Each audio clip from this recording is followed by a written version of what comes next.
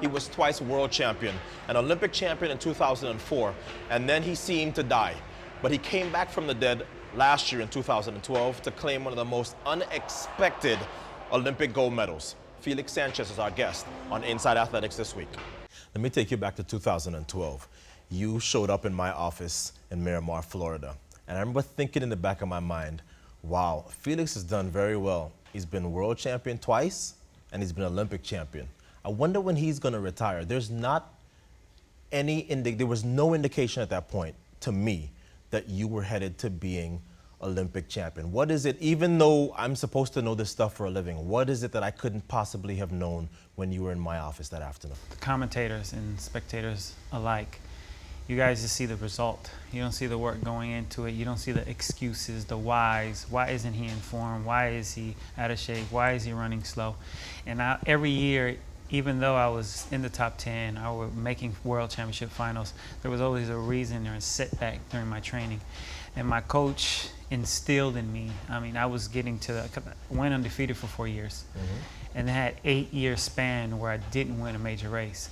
So as confident as I was, and as much as I thought I was the best hurdler there was in this generation, my confidence was dwindling down to, why am I still doing this almost? And he was kind of like, just relax. If you can only stay healthy one complete season, you'll be able to show them and yourself what you still have in the tank.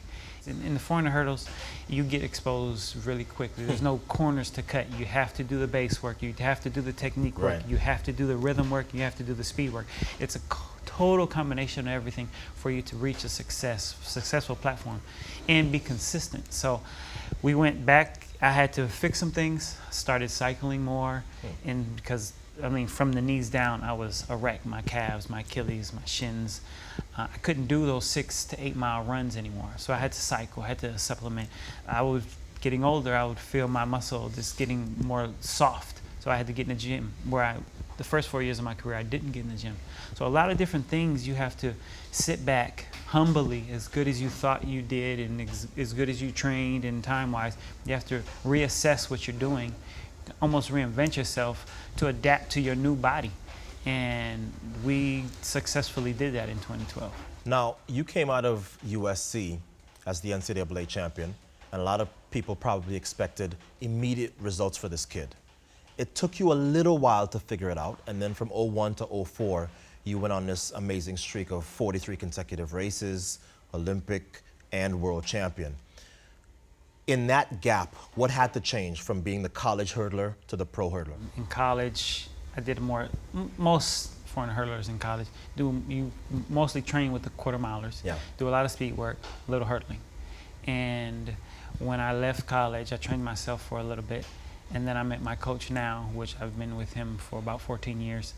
And he enlightened me to the lack of need for speed. And as a 400 hurdler, you need more balance and more technique so that you not only decelerate with less with the condition work, but if you're more efficient technically, you can hold that speed for longer. I mean, you see me run and everyone think, oh, you have an amazing finish, and I really don't. I'm just decelerating less than most of the other athletes. I'm not picking up because you see my touchdowns, and I'm gradually slowing down opposed to some guys. They're going out really hard and then dying terribly coming home, or holding on. There were few people in the entire Olympic Games that were as emotional as you were. Tell us why that was. There was various reasons. One being that I dominated my event for so long, and in our sport, you rarely see a comeback. You see someone try and fail at a comeback, starting from the bottom and make it up and win a gold and retire. Or you see someone like myself, you come in and you win everything and you win gold and you fade away into nothing and you get forgotten about. And I had reached that point that you show up to meets and they're like, well, why is he still here? Why is he still running? And like I said, my coach, he still believed I still had it. And there was a reason why I wasn't at top form. And I would see glimmers and just signs of it when I would show up to the championship. only with the B standard, and still make the final and beat guys who had run 47 already. You had a good championships in 2011. Yes, except you crashed the first hurdle. Yeah. You might have medaled in that race. Yes. And in 2009, I crashed the first hurdle as well. Messed my steps up in 11, came fourth. Strained my hamstring in the final in 05, and there was always signs that, okay, if you got everything right, you could still compete with these guys. No one, luckily for me in my event, there were no Usain Bolts that someone just started running amazing time. There were some good guys. I mean, Rashawn came, and Angelo was up and down. Rashawn was up and Karan was up, but no one was consistently dominating. The talent has been there. They just been inconsistent. So it left the door open for someone like me who was consistent, who was very talented. Getting on the podium, obviously, after I was buried pretty much in the track, and kind of people were wondering why I was still in it. And one, I had the passion for it still, and two, after 2008, you didn't know, but I don't think anybody knew. No, you didn't know that every year when I got to a championship, it played back in my mind what you said. When I crossed the line, and I got on my knees, and I was very sad because I had my grandmother passed, and you said, I'll never forget because I replayed it over. You said, I think that's the last we've seen of Felix Sanchez, and I almost retired, and obviously family and everyone convinced me to keep going. I was like, okay, one more year, gonna win one more medal. Then I can retire. And in 2009, I hit the first hurdle and just missed out. And then I was like, okay, well, one more year. And it just kind of kept 1 year at a time. And in 2011, I got fourth. I was like, well, one more Olympics. And then got to the Olympics, and getting on the podium and having obviously dedicated it to my grandmother, and being so emotional just throughout the season. I remember there were times I would just go into practice thinking about what it would mean to win and how bad I wanted to win. Like, before practice, I'm like tearing up. Right. And when you have someone that passionate about what they're doing, and as talented as I was, you give your all, hoping for the best. And when you get your opportunity, you seize it. And when I seized it, and I reflect back at that night, and sometimes depending on when you run, you don't get on the podium until the next day. That's right. And I believe had I went home, I went back to the village. You'd have been okay. And come back the next day and got my medal, it would have been a proud Felix Sanchez. I reflect back and I'm thinking, like my grandmother, and then it starts sprinkling, raining. Yeah, that's how it starts. And it was like, I felt like, okay, she was tearing up, and I like still get emotional now. It's when someone means that much to you and you've put so much into it, and you finally achieve it, it's a special moment. World champion twice, Olympic champion twice. And as you said, you came back literally from the dead, and you're Olympic champion. So how come you're still running? My goal initially when I started track and field was to win a medal, gold medal. After I did that, I won 2 world championship medals. Then I started doing my history, looking up what hasn't been done, because obviously when you start the 400 hurdles, you know who the best was. Edward Moses.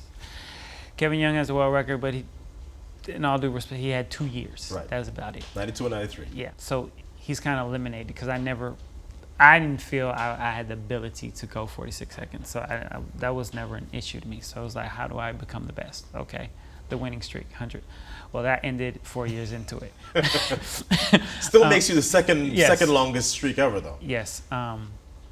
2 Olympic titles never even came into mind. Right. After my second world title, I said, okay, the only thing I can do to separate myself from Moses, to do what he could never do or never had the chance to do, was win 3 world titles. And that's what's got me to this point. Like, okay, 1 more world championship. If we can win this 3rd title, we can do something that no other 400 hurdler has done. And if I can win a gold, I would be the only one who can win 3 world titles. What you just said begs the obvious question. Why is it so important for you to be the greatest when it's all said and done? I'm a competitive person. And obviously. Yes.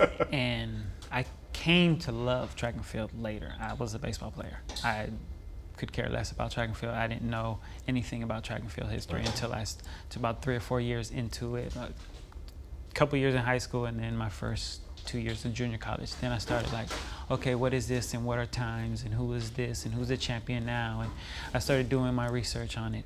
And 14 years into it, I want to be the greatest ever. I've had the longest career of any 400 hurdler, and you put that much time into arguably the hardest discipline ever, and you have the opportunity to become one of or the greatest ever. Why not? I'm not often wrong, but I was very happy to be dead wrong about what I thought you were capable of doing last year, and I got a little teary myself watching you on that podium. So congratulations on all your success, and all the best to you. I hope you accomplish your goals in Moscow and beyond. Thank you. Thanks for joining me. Thank you.